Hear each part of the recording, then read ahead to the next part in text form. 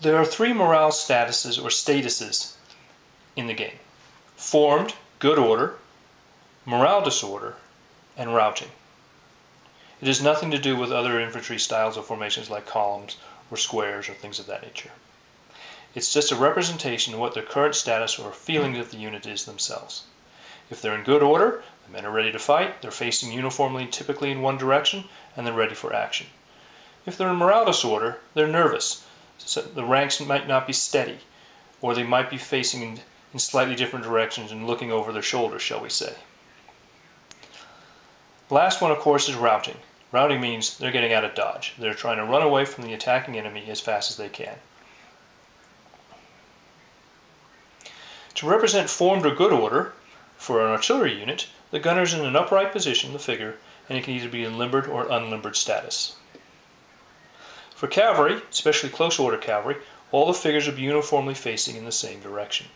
If they're out in an open order formation, the screen will be basically facing in the same direction. But remember, skirmishers have 360 facing, so as long as they're uniformly facing in somewhat of a direction, we're in good shape there.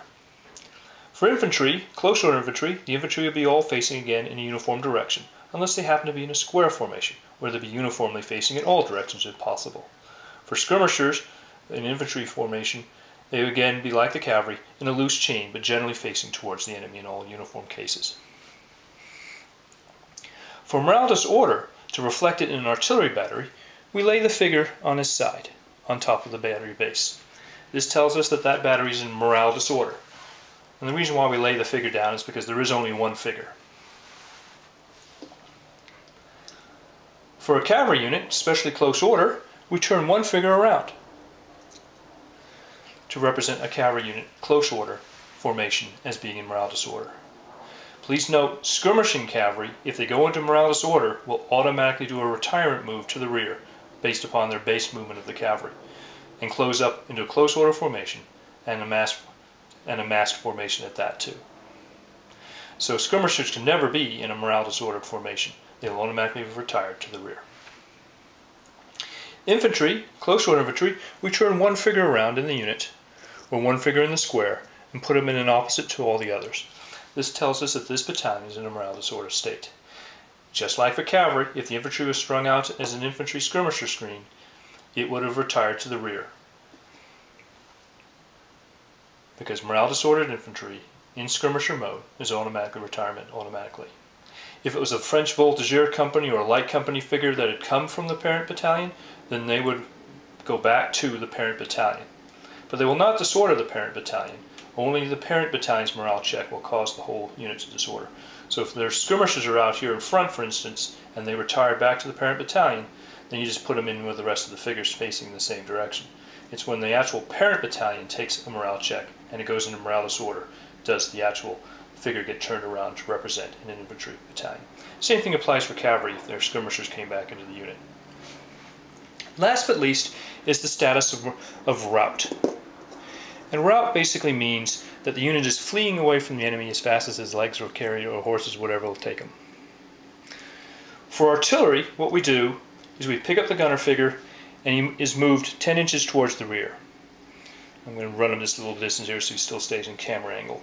He's routing away, and this applies the same for horse artillery or foot artillery.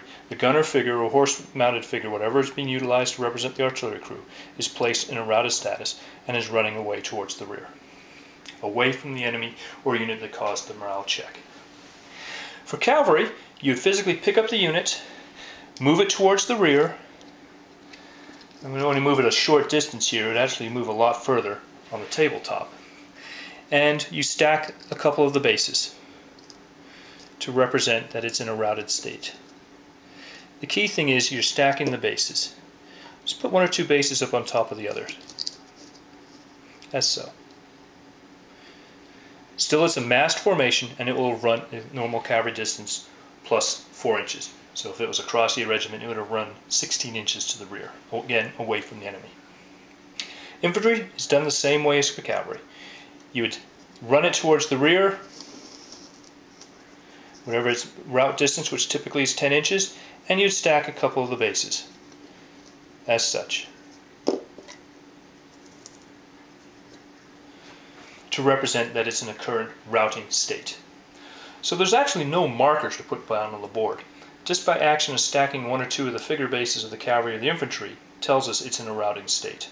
For gunners, though, it's an individual figure, but any gunner figure who's running away from his gun, by default, is going to be in rout. And it's not too often you'd see individual figures on the tabletop. That's how we represent good formed units, morale disordered units, and routing units.